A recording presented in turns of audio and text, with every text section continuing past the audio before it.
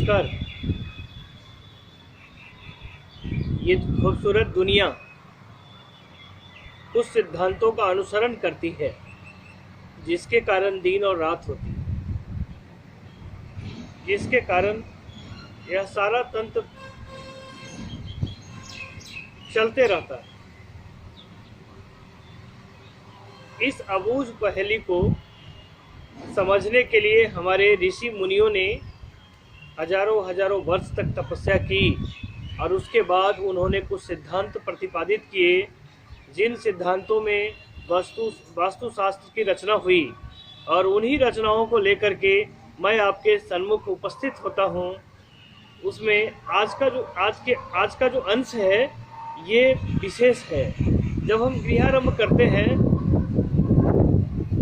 तो मुहूर्त और तिथि, शुभ मुहूर्त और तिथि की तलाश में लग जाते हैं, इसकी खोज करते हैं, उन विशारदों के पास पहुंचते हैं जिन जिन लोगों को इस तथ्य की अच्छी जानकारी होती है, और उनसे शुभ मुहूर्त समझ करके हम लोग गृहारंभ करते हैं।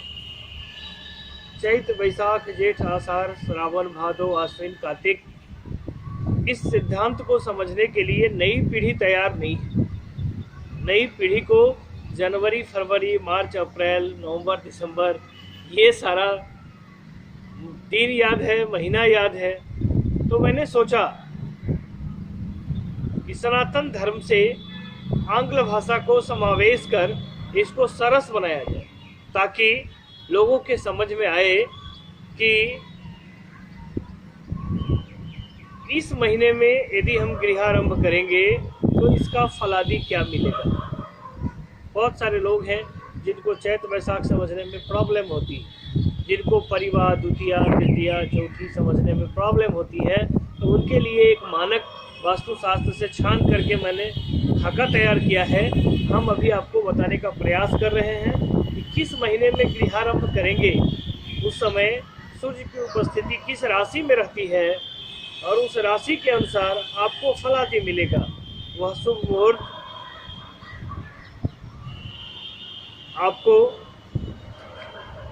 मानक के रूप में आप इस वीडियो को अपने पास रखेंगे जब कभी गृहारंभ करना हो, और उस मानक को समझ करके तब आप ज्योतिषी जी लोगों के पास, पंडित जी लोगों के पास, जो इस विद्या के विशारद हैं उनके पास जाएंगे, आपको शुभ तिथि व मुहूर्त मिलेगा। 14 अप्रैल से 13 मई तक इस समय मेष राशि में सूर्य का आगमन हो चुका होता है। यह शुभ फलदायक समय होता है। इस समय गृहारंभ का मुहूर्त बनता है।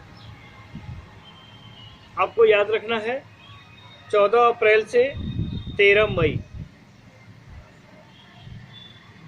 यदि आप इस समय गृहारंभ करेंगे तो शुभ फलदायक होगा। 14 मई से 13 जून वृष राशि में सूर्य का आगमन हो गया होता है। इस समय यदि आप गृहारंभ करते हैं तो शास्त्रों में ऐसी चर्चा है कि यह धन वृद्धि कारक है।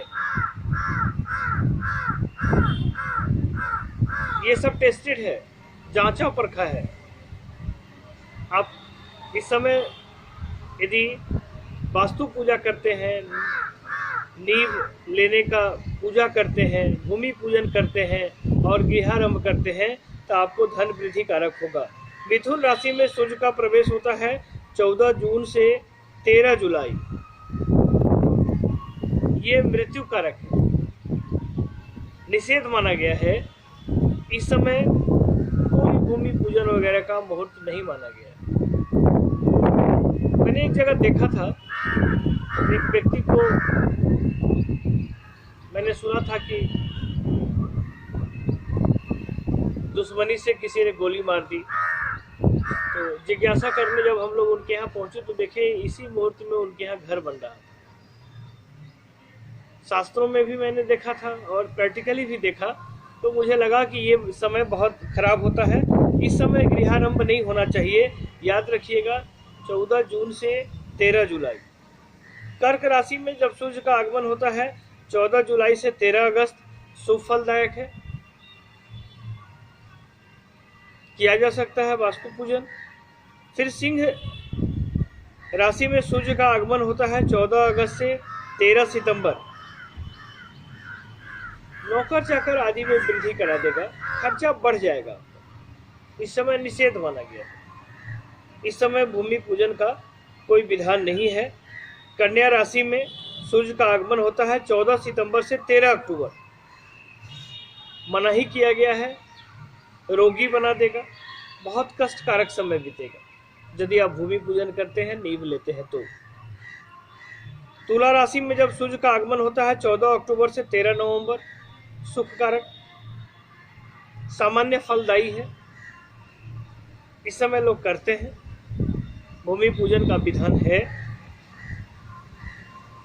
वृश्चिक राशि में सूर्य का जब आगमन होता है 14 नवंबर से 13 दिसंबर, धन वृद्धि कारक है। निश्चित रूप से भूमि पूजन का मुहूर्त निकलता है, इसमें किया जा सकता है। धनु राशि में सूर्य का प्रवेश जब होता है 14 दिसंबर से 13 जनवरी, इस समय वास्तुशास्त्र में कहा गया है कि यह निषेध है, हानि पहुंचेगा यदि आप भूमि पूजन करते हैं इस समय, तो बहुत सारी परेशानियों का सामना करना पड़ेगा आपको।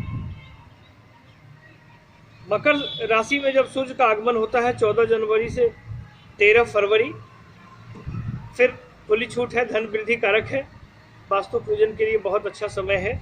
आप इस समय नींव ले सकते हैं, भूमि पूजन कर सकते हैं, गृहारंभ कर सकते हैं, धन वृद्धि कारक योग बनेगा। कुंभ राशि में जब सूर्य का आगमन होता है 14 फरवरी से 13 मार्च, बहुत अच्छा समय माना गया है, रत्न लाभ कारक।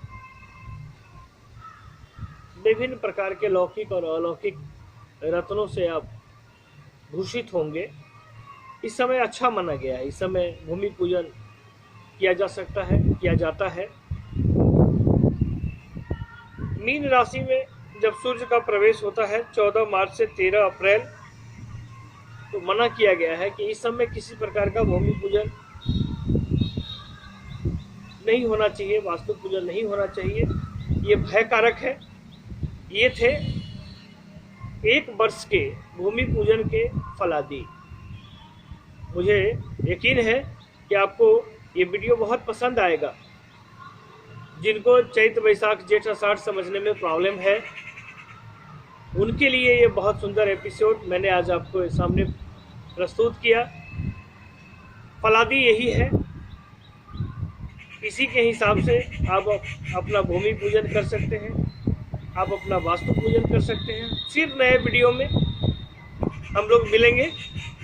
तब तक के लिए हम विदा चाहते हैं। जय हिंद।